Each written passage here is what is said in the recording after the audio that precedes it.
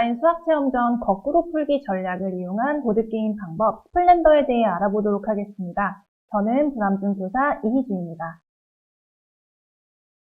스플렌더는 중학교 전 학년 학생들에게 권장하며 수학적 문제 해결 사고 전략과 관련시켜 활동할 수 있습니다. 스플렌더는 전략, 문제 해결 능력, 사고력 등이 중요하며 운도 조금 작용한다고 볼 수 있습니다. 스플렌더는 토큰 40개와 개발 카드 1단계부터 3단계까지 그리고 귀족 타일로 구성되어 있습니다. 게임 구성물은 조금 뒤 자세히 살펴보는 것으로 하고 게임 영상 먼저 보실게요.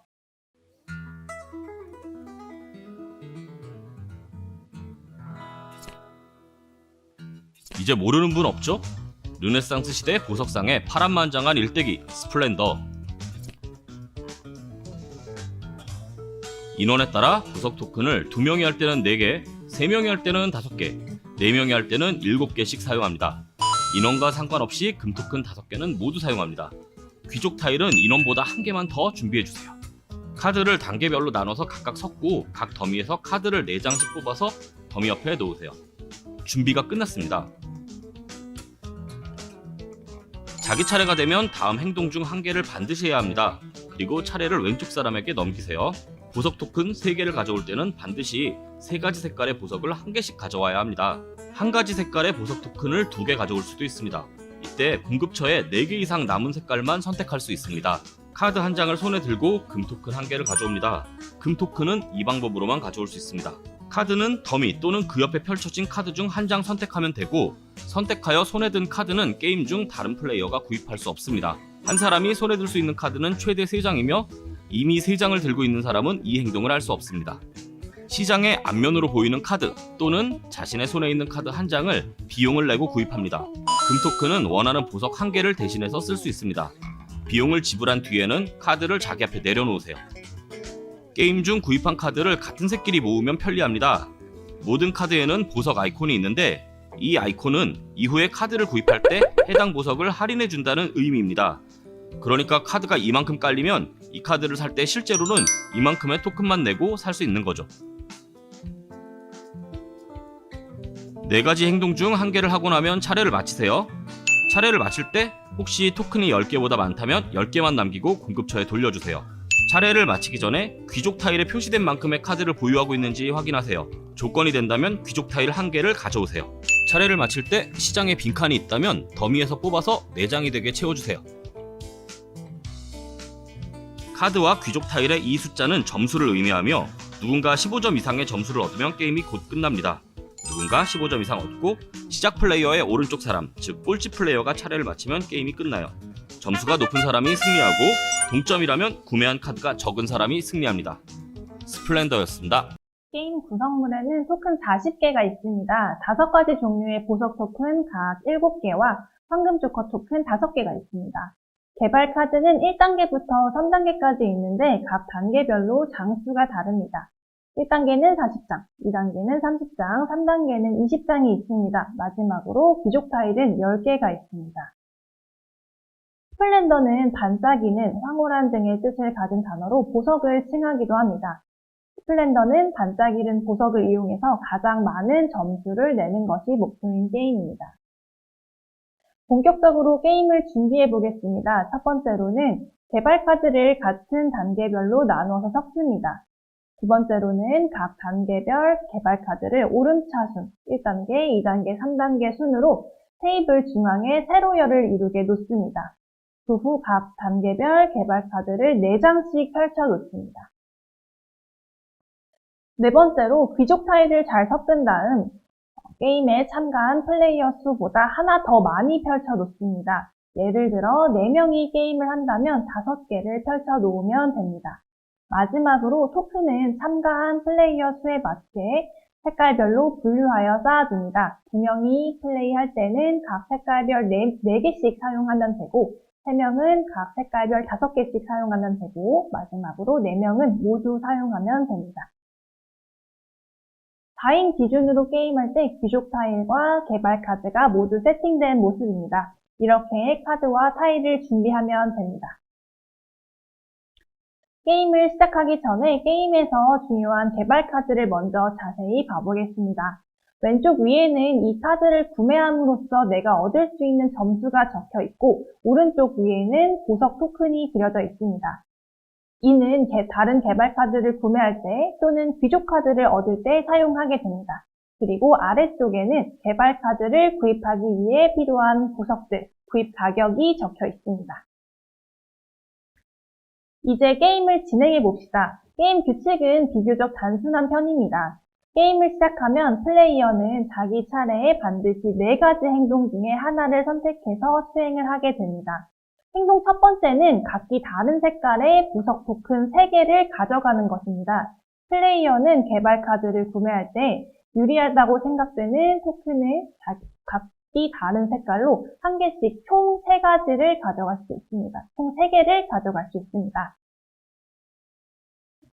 두 번째 행동은 같은 색깔의 보석 2개를 가져가는 것입니다. 단 이 행동은 플레이어 수와는 관계없이 가져가려는 보석 토큰이 4개 이상 테이블 위에 쌓여 있을 때만 수행할 수 있습니다. 세 번째 행동은 개발 카드 한 장을 구매하는 것입니다. 테이블 중앙에 펼쳐져 있는 카드나 손에 들고 있는 카드, 즉 자신이 예약한 카드 중에서 한 장을 구매할 수 있습니다. 만약 개발 카드를 가지고 있다면 개발 카드 오른쪽 위에 있는 보석으로 할인을 받을 수 있습니다. 예를 들어 만약 검은색 보석이 그려진 개발 카드 1개를 가지고 있다면 오른쪽에 있는 카드를 구매하기 위해 검은색 토큰은 1개만 지불해도 되는 것입니다. 즉 할인이 되는 셈이지요. 행동 네 번째는 개발 카드 한 장을 손에 들고, 즉 예약하고 황금 조커 토큰 1개를 가져가는 것입니다. 플레이어는 미래에 구입하고 싶은 개발 카드를 손으로 들고 와서 보관을 할 수 있습니다. 개발 카드는 펼쳐진 카드나 더미의 카드 상관없이 보관할 수 있습니다. 게임이 진행되면서 점점 개발 카드가 모아집니다. 이때 개발 카드에 적힌 보석이 일정 조건만큼 모아지면 귀족이 방문하게 됩니다. 즉 귀족 타일을 얻을 수가 있습니다. 귀족 타일을 얻는 것은 행동으로 간주하지 않으며 한 차례에 한 장씩만 얻을 수 있습니다. 예를 들어 만약 이렇게 개발 카드를 구입하고 모았다고 생각을 해볼게요. 개발 카드에 그려진 보석으로만 검은색 3개, 파란색 3개, 흰색 3개를 모았죠. 이는 오른쪽 위에 귀족 타일을 얻을 수 있는 조건이 됩니다. 따라서 이 귀족 타일을 가지고 올 수 있습니다. 게임은 한 플레이어가 승점 15점 이상을 모았을 경우 마지막 차례였던 플레이어까지 차례를 마친 후 종료를 하게 됩니다. 이때 승점이 가장 높은 플레이어가 승리하게 됩니다. 예시 그림을 보면 개발 카드로 얻은 점수 14점과 귀족 타일 점수 3점을 합하여 17점을 획득하였습니다. 그런데 만약 동점일 경우에는 개발 카드를 가장 적게 구매한 플레이어가 승리합니다. 다 함께 스플렌더 게임을 해봅시다. 게임은 즐겁게 해보셨나요? 자, 그럼 스플렌더 전략을 알아볼까요? 스플렌더 전략에는 바로 수학적 사고 전략이 숨어져 있습니다. 스플렌더는 목표와 결과가 주어져 있고 이를 얻기 위해 어떻게 해야 할까를 계속 생각해 나가야 하는데요. 이는 수학에서 문제 해결 사고 전략 중 거꾸로 풀기와 매우 닮아 있습니다. 거꾸로 풀기 전략이란 문제에 대한 결과나 증명해야 할 사실로부터 출발하여 이미 알고 있는 명제에 도달하여 문제의 해결에 실마리를 찾는 방법입니다.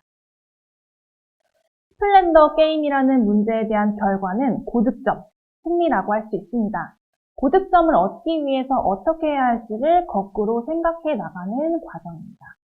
첫 번째 전략으로는 귀족 타일을 모으는 것입니다. 그렇다면 귀족 타일을 모으기 위해서는 어떤 개발 카드가 필요한지 살펴봐야겠죠. 이는 귀족 타일을 결과로 하여 이것의 조건을 생각하는 것이므로 수학에서의 문제 해결 사고 전략인 거꾸로 풀기에 해당됩니다.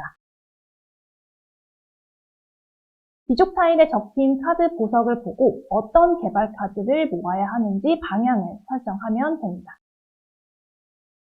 두 번째 전략은 고효율 카드를 모으는 방향으로 잡는 것입니다. 그렇다면 결과를 고효율 카드 모으기로 두고 승점은 높고 비용은 적은 카드를 다른 사람보다 먼저 살 수 있는 조건에 대해서 생각해 봐야겠죠. 이때 활용할 수 있는 방향으로는 먼저 황금 토큰으로 카드를 예약하는 것이 있습니다. 황금 토큰을 이용하여 적절하게 카드를 예약하면 최종 목표인 고득점을 달성할 수 있습니다. 이렇게 스플렌더의 전략은 수학의 문제 해결 전략 중 거꾸로 풀기 전략을 이용한 것이라고 할 수 있는데요. 결과로부터 시작하여 거꾸로 문제 해결의 실마리를 찾는 과정입니다. 스플렌더 보드게임을 재밌게 즐겼다면 교과서에서 거꾸로 풀기 전략을 이용해서 해결하면 좋을 문제들을 스스로 찾아보는 활동을 해보는 것은 어떨까요? 지금까지 거꾸로 풀기 전략을 이용한 보드게임 스플렌더였습니다. 감사합니다.